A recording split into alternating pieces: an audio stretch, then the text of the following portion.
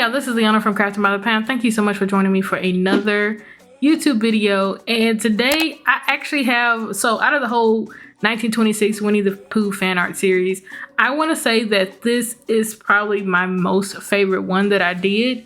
It was seriously a labor of love. I had a super challenging time because I think in the last video I talked about I don't do well with perspectives, or I don't do a good job of, in my concept sketch part, working in the perspectives. So for this particular fan art reference at that is going upstairs. And that in itself is like a point of, what is it? A point of, I don't even know the real terminology of perspectives, but you have whatever the triangle angles to, that's the top of the stairs for this illustration. And then it's supposed to flare out near the end. So the sketching, I tried my best to do like when I do the sketching, I try to make a concept. I want the bare bones so that when I get to the line art, I'm not doing a lot of heavy carrying, or I'm not carrying a heavy load. So this was interesting. Then plus I know I talked about in the last video how I did not like the thin line art that I had used, considering that I also had just started using KRITA and I was just getting familiar with the UI, all the tools that this program has. It took me a minute to get acclimated. So for this illustration, I very much wanted to, because I always have the Cartoon Network fan art tribute in the back of my head of the look that I want to go for. And so I had that in the back of my mind, and I'm like, Liana, just do bold lines. Whether the artwork looks nice or not, just try your best to do bold lines. And so I decided to ratchet up the brush size for this piece, and it turned out so amazing. It was so comfortable creating this. I think the hardest part for this illustration for me was the sketching as well as the coloring, because I did a little bit different. I did not so much a different coloring style. I don't even know if it's a coloring style. I should say coloring technique. I did something that I thought, because I don't know. I think I had been inspired by something, or something I had saw somebody I saw do some illustration, and I wanted to try that to see if I liked the look. So I think out of all the illustrations I've done, the Cartoon Network fan art tribute and this illustration, which I kind of call it the 1926 Winnie the Pooh stairs, because it is the stairs, but I kind of made it like a comic strip as well, because I wanted to kind of deviate from the reference, but I wanted this is probably the closest to the look I want to go for with my art, but I want to get better at drawing characters. The way that I drew Winnie the Pooh falling down the stairs and Christopher Robin going up the stairs, I wish I would have did a better job, but I can say that I did the legs of Christopher Robin the best.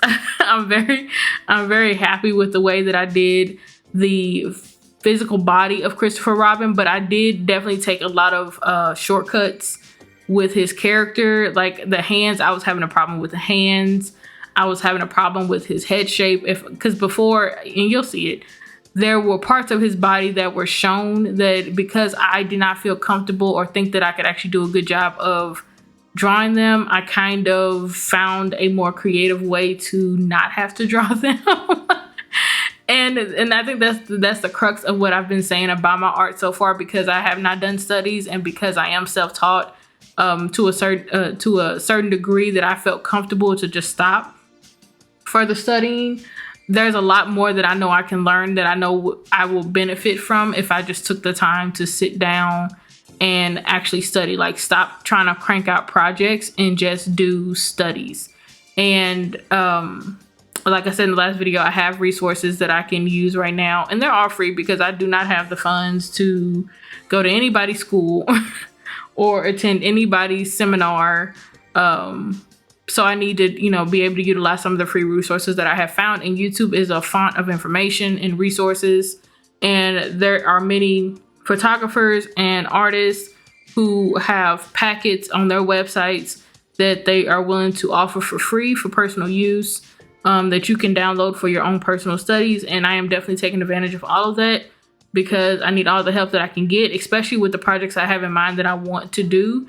In order for me to be able to do those, I need to be better at drawing certain things. And so I have all these resources around me, and I just need to actually crack down, sit down, and take my time and focus on doing a study at a time. And I am excited about that journey, but I'm also very nervous. I do want to film some of the process, but I'm also self-conscious about how it will look. But I also just want to be like, this is the journey that I'm on. I want y'all to come along with me because I'm not sure if I want to share it on YouTube, Instagram, and the like, but maybe I'll do both. I don't know, but I haven't really been posting on my Instagram, and it's not really a thing of, I don't know, it's not really a thing for me to post there really much. Anyway, I'm enjoying YouTube, and I think I want to focus on YouTube for a minute now, just to get my legs a little bit more steady when it comes to my art, and that I can actually, you know, I feel like YouTube is more of I'm taking my art serious.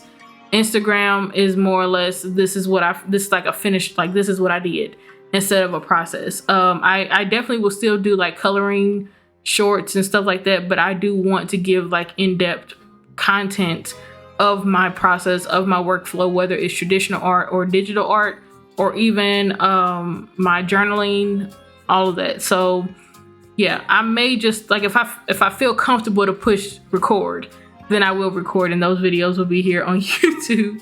I don't want to talk myself into like a contract, a social contract of you said you was going to post. I don't want to do that. So, and because I have been inconsistent with YouTube, I don't want to also put that pressure on myself, because I do want to at least, I want to go a year of consistency. If I can go a year of consistency, I think I will be surprised at how well I do with sharing my art, talking about my art, and getting a little bit more comfortable in how I do my art, you know? Hope that makes sense. I hope that makes sense. But also another thing is I am very happy with the growth of my channel, considering that I mainly post art, and for a minute there I was posting game replays. I'm very happy with the progress of my channel. I don't begrudge how slow I'm moving, because in my mind, it just feels organic, the progression I'm having. Not saying that if I jumped to 10,000 tomorrow that I would resent it, but I do enjoy the growth, because I think the growth that I'm having now, I'm still able to interact with everybody.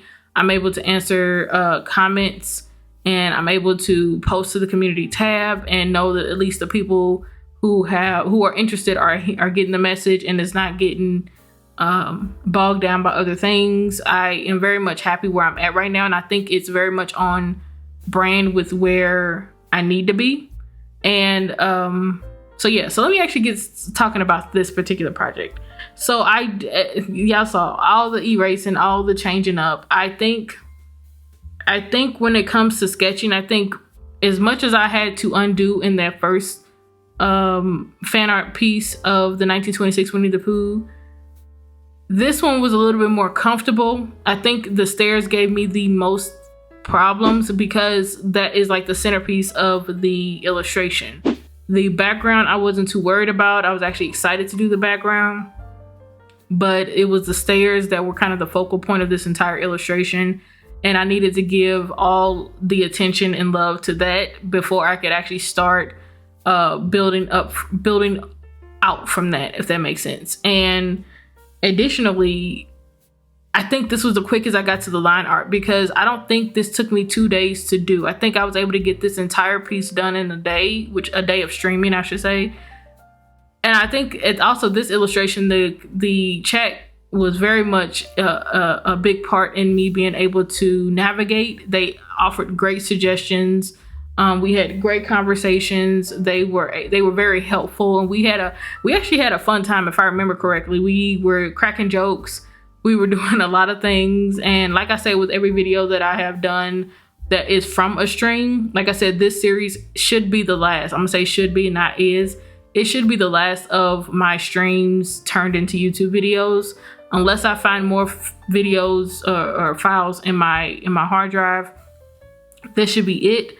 But yeah, it was an interesting time. Again, I cut a lot of this out. Like, I think it was over, I can't remember what the actual start time was for this video. I know when I got back to editing it, it was over an hour already. So that means I probably cut down maybe 3 hours at that point. So maybe it's another over 4 hour video that I've cut down. So a lot is taken out, which, you know, if you ever do want the real life, you know, footage, definitely head over to Twitch to follow me, because I am gearing up to get back onto Twitch. And maybe also, I was just thinking maybe I should like create a semester like situation, like a term, you know, 3 months out of each season, instead of doing the, what if there's 3 seasons, so that's 9 out of, yeah, so doing 3 months out of each season, just so that I can avoid burnout, and that also gives somewhat of a consistency to my audience, so that I'm not going above and beyond and then coming back in here talking to y'all, talking about how I've not been as consistent. But if I give myself a schedule and I give myself grace and I get a little bit more discerning with my time, then I won't be inconsistent. I will honestly, truly be right on schedule, but I will be giving myself breaks in between. And I think that's what I'll do, you know, just sitting here thinking about it. But yeah, I think there was a space at the top of this illustration that was kind of blank and I didn't know what to do with it. So I put, that's where I turned it into like a comic strip, you know, had Christopher Robin talking about coming mom. That was just something that came to me because I didn't like the empty space at the top of the stairs, especially because I did not know how to put the upper level floor. So I just put a comic strip caption there to make it a little different. And I do love the way I did the knees of Christopher Robin and the elbows. It is so indicative of, oh my gosh, what is a cartoon? I think it's Rugrats. I think it's the 90s version of Rugrats, where they were always looking so wrinkly and scrawny. And so yeah, I think that's where I got the inspiration from. But I also just thought it would be a great play on this character, because he is a kid, you know, and kids mostly have 2 big body parts. They'll either have a big head and tiny body, or a big body and a tiny head. Like, they haven't grown into their body yet. So I thought the knobby knees and the knobby elbows will look kind of cartoonish, but also just kind of comical at the same time, because this is the kid Christopher Robin. And even though this is the older version of Winnie the Pooh, is not the Disney version of Winnie the Pooh, I did like how the original Winnie the Pooh looked more like a teddy bear that you would get in the store than the current the Disney version of Winnie the Pooh. Winnie the Pooh from the original creator very much looked like just a straight teddy bear that was named Winnie the Pooh. And the way he fell down the stairs, I think also I gave him a caption as well. And I think his was "What the heck?" Because the story is that when Christopher Robin is taking his toys upstairs, Winnie the Pooh being the toy, his mom is calling him and he's saying, "Coming, mom." And then he, in his haste to get up the stairs, he drops Winnie the Pooh, and Winnie the Pooh is like, "What the heck?" Like, he's now flying down the stairs because Christopher Robin has dropped him and now he's fleeing.